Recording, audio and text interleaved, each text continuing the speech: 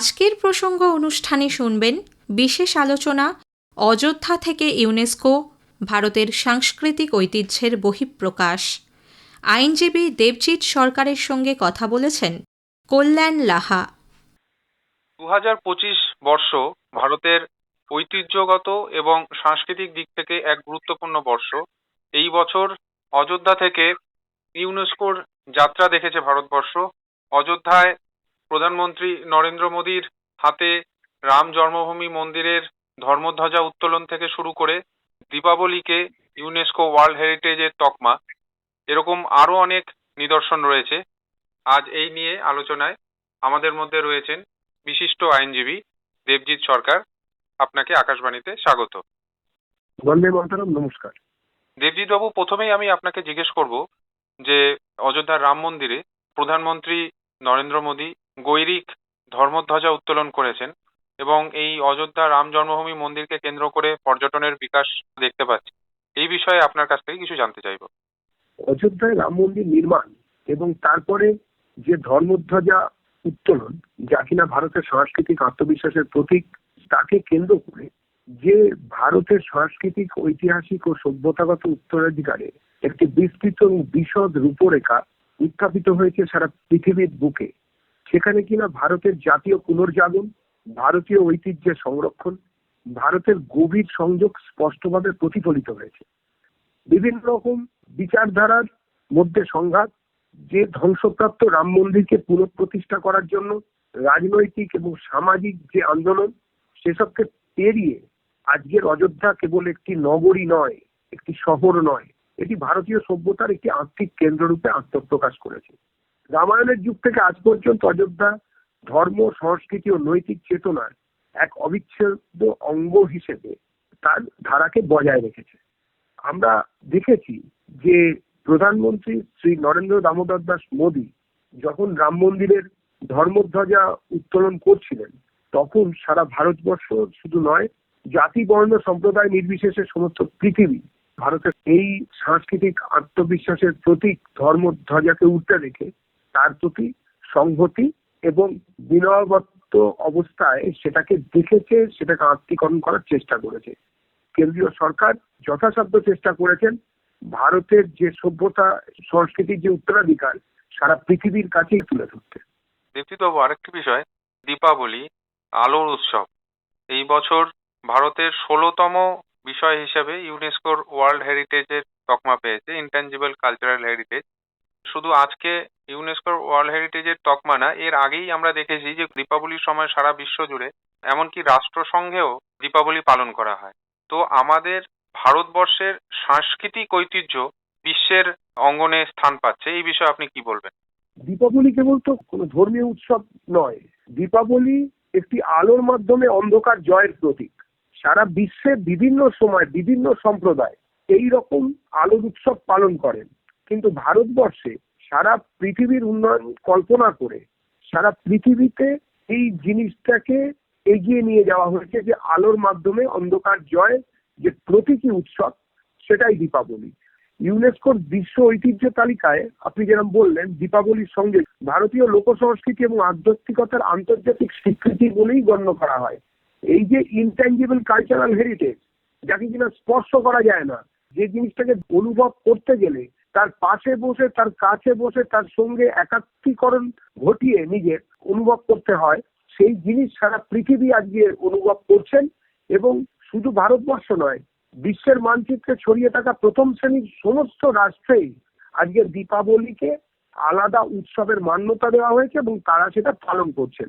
এটা আমাদের আধ্যাত্মিক এবং সাংস্কৃতিক পুনর্জাগরণের জয়যাত্রা, এটা নিঃসন্দেহ। দেবজিৎ বাবু, আরেকটি বিষয়, সেটা হচ্ছে মহাকুম্ভ। চলতি বছরই মহাকুম্ভের আয়োজন করা হয়েছিল প্রয়াগরাজে। বলা হচ্ছে যে 66 কোটিরও বেশি ভক্তের সমাগম হয়েছিল এখানে, এবং যা রিও কার্নিভাল, হজ এবং অক্টোবর ফেস্টের মতো যেই উৎসব যেখানে বহু লোকের সমাগম হয়, তাকেও ছাড়িয়ে গেছে।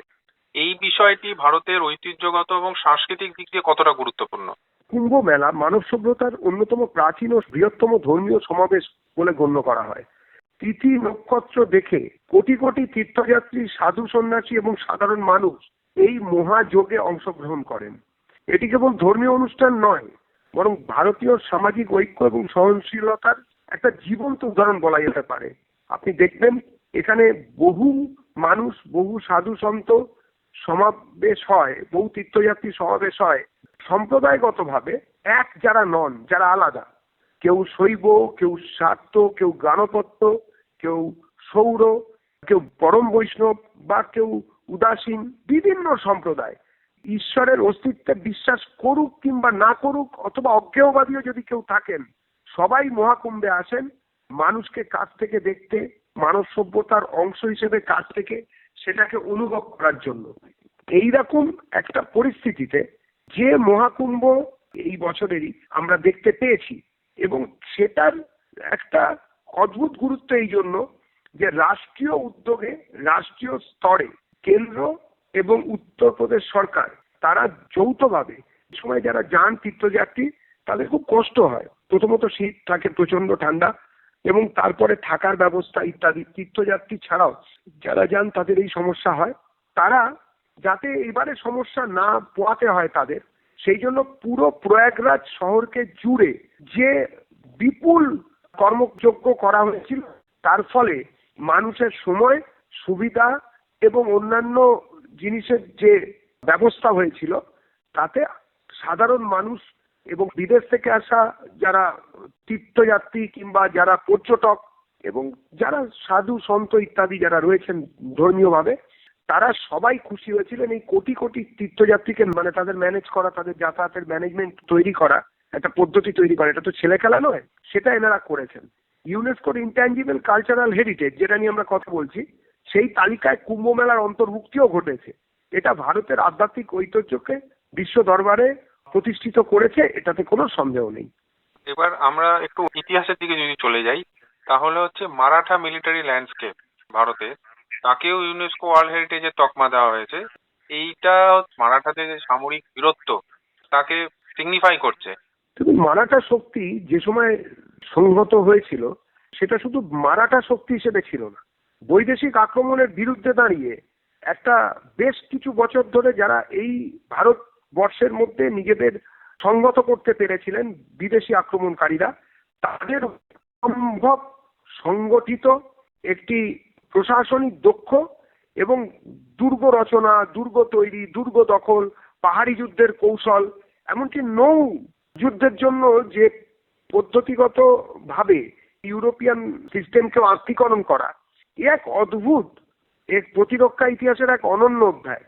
সেই অধ্যায় যেটা মারাঠারা নিয়েছিলেন, সেটা নিয়ে মানে ইউনেস্কো যেভাবে এই স্বীকৃতি দিয়েছেন, সেটা ভারতবর্ষের ঐতিহাসিক এবং সামরিক ঐতিহ্যকে বিশ্ব মানচিত্রে তুলে ধরেছে। চলতি বছরেই আমরা বন্দে মাতরম জাতীয় স্তোত্রমের 150 বছর পূর্তি পালন করছি, এবং ভারত সরকার একাধিক উদ্যোগ নিয়েছে এই জাতীয় স্তোত্রম পালনে। আগামী প্রজন্ম তাদের কাছে কি বার্তা দেবে ভারত সরকার? যে কালজয়ী রচনা ভারতের স্বাধীনতা আন্দোলনে প্রেরণা জুগিয়েছিল এবং এখনো ভারতীয় গর্ব ও ঐক্যবোধকে জাগিয়ে তোলে, তার সার্ধ শতবর্ষ পূর্তি যে উদযাপন, সেটা প্রধানমন্ত্রী নিজে করেছেন। গত 7ই নভেম্বর 2025 থেকে এই উদযাপন চলবে 7ই নভেম্বর 2026 অব্দি। 1 বর্ষব্যাপী যে উদযাপন চলছে সেটা দেখার মতন, এবং সেটা সারা পৃথিবী তার সাক্ষী থাকবে। 1875 সালের 7ই নভেম্বর অক্ষয় নবমীর পুণ্যতিথিতে বঙ্কিমচন্দ্র চট্টোপাধ্যায় এই গান লিখেছিলেন বলে মনে করা হয়। তার আনন্দমঠ উপন্যাস যখন বঙ্গদর্শন পত্রিকায় পর্বে পর্বে প্রকাশিত হচ্ছিল, তখন তাতে এই গানটি প্রথম দেখা গিয়েছিল। সেই সময় ভারতের রাজনৈতিক, সামাজিক এবং সাংস্কৃতিক যে পরিস্থিতি, সেটা ব্যাপক পরিবর্তনের মধ্যে দিয়ে চলছিল। আর আমরা জানি যে জাতীয় পরিচয় ও ঔপনিবেশিক শাসনের বিরুদ্ধে প্রতিরোধের চেতনা ক্রমশ শক্তিশালী হচ্ছিল। এইরকম একটা পটভূমিতে মাতৃভূমিকে শক্তি, সমৃদ্ধি ও দেবত্বের মূর্ত প্রতীক হিসেবে অভিবাদন জানিয়ে এই গানটি ভারতের ঐক্য এবং আত্মসম্মান বোধের জাগ্রত চেতনাকে কাব্যিক রূপ দিয়েছিল। অচিরেই তাই এটি স্বদেশ প্রেমের মূর্ত প্রতীক হয়ে ওঠে। স্বদেশ প্রেমে উদ্বুদ্ধ যারা বিপ্লবী, তাদের কাছে এটা মন্ত্র হিসেবে দেখা যায়। 1950 সালের 24শে জানুয়ারি গণপরিষদের সভাপতি ডাক্তার রাজেন্দ্র প্রসাদ স্বাধীনতা সংগ্রামে ঐতিহাসিক ভূমিকা পালন করা বন্দে মাতরমকে জাতীয় সঙ্গীত জনগণ মনর সঙ্গে সমমর্যাদায় ভূষিত করেছিলেন। প্রধানমন্ত্রী মাননীয় নরেন্দ্র দাস দামোদর দাস মোদী তিনি এই বন্দে মাতরমের কার্যক্রমকে এমন জায়গায় নিয়ে গেছেন যে জায়গায় উত্তোলনের ফলে শুধুমাত্র বন্দে মাতরম মন্ত্র বা বন্দে মাতরম গানের উত্তরণ ঘটেনি, ভারতীয় জনমানসে ভবিষ্যৎ বিশ্বের কাছে, ভবিষ্যৎ প্রজন্মের কাছে একটা নতুন দোত্তনা রেখেছে। এবং আমার মনে হয় যে এটা ভারতীয়ত্ব এবং স্বদেশী সম্পদ নির্মাণের ক্ষেত্রে ভারতবর্ষের আগামী প্রজন্মের যে উদ্যোগ, তাতে এটা একটা নতুন মাত্রা দেবে। সর্দার বল্লভভাই প্যাটেলের 150তম জন্মবার্ষিকী এবং একই সাথে ডক্টর শ্যামাপ্রসাদ মুখার্জির 125তম জন্মবার্ষিকী পালন করছে দেশ। আমরা জানি যে সর্দার বল্লভভাই প্যাটেলের জন্মদিন রাষ্ট্রীয় একতা দিবস হিসাবে পালিত হয় এবং দেশের একতার ক্ষেত্রে তিনি গুরুত্বপূর্ণ ভূমিকা পালন করেছিলেন।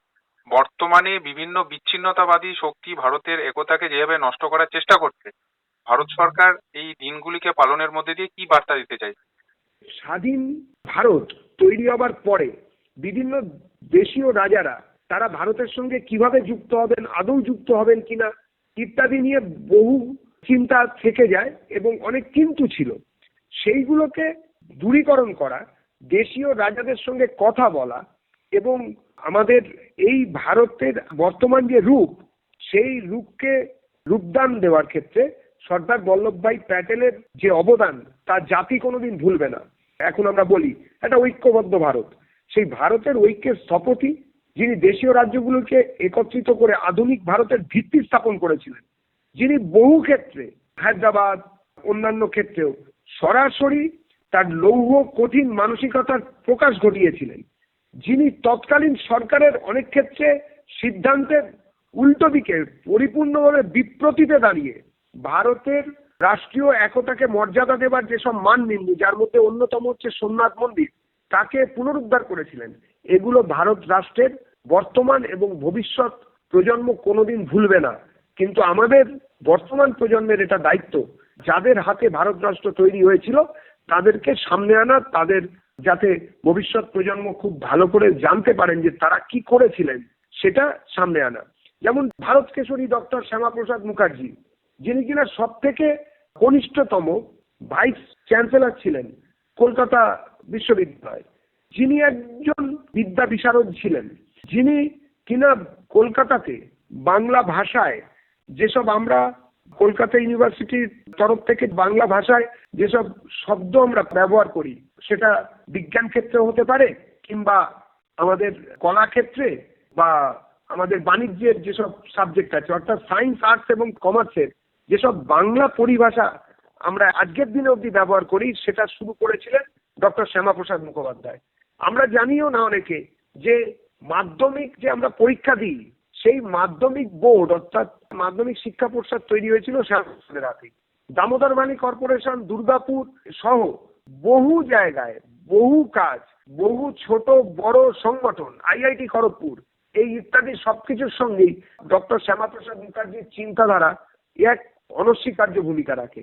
দেশ যখন ভেঙে যাচ্ছে, দ্বিজাতি তত্ত্বের কথাতে দেশ যখন দুটুকরো হয়ে গেল, তখন হিন্দু মেজরিটি যে বাংলা, সেই বাংলাকে পূর্ব পাকিস্তান থেকে বার করে এনে তাকে ভারতের সঙ্গে জোড়া, এই পুরো কাজটি শ্যামাপ্রসাদ মুখোপাধ্যায়ের নেতৃত্বে এবং দায়িত্বে হয়েছিল। তাতে যোগ্য সঙ্গত করেছিলেন তৎকালীন সমস্ত রাজনৈতিক দল, যারা মত এবং বিচারধারা নির্বিশেষে এই পশ্চিমবঙ্গ সৃষ্টি করেছিলেন শ্যামাপ্রসাদের কথাকে মান্যতা দিয়ে। আজকের আলোচনা আমরা এখানেই শেষ করছি। দেবজিৎ বাবু, আপনাকে অসংখ্য ধন্যবাদ। ধন্যবাদ। আজকের প্রসঙ্গ অনুষ্ঠানে শুনলেন বিশেষ আলোচনা অযোধ্যা থেকে ইউনেস্কো, ভারতের সাংস্কৃতিক ঐতিহ্যের বহিঃপ্রকাশ। আইনজীবী দেবজিৎ সরকারের সঙ্গে কথা বললেন কল্যাণ লাহা। শব্দ সম্পাদনা সাধনা দাস বসু।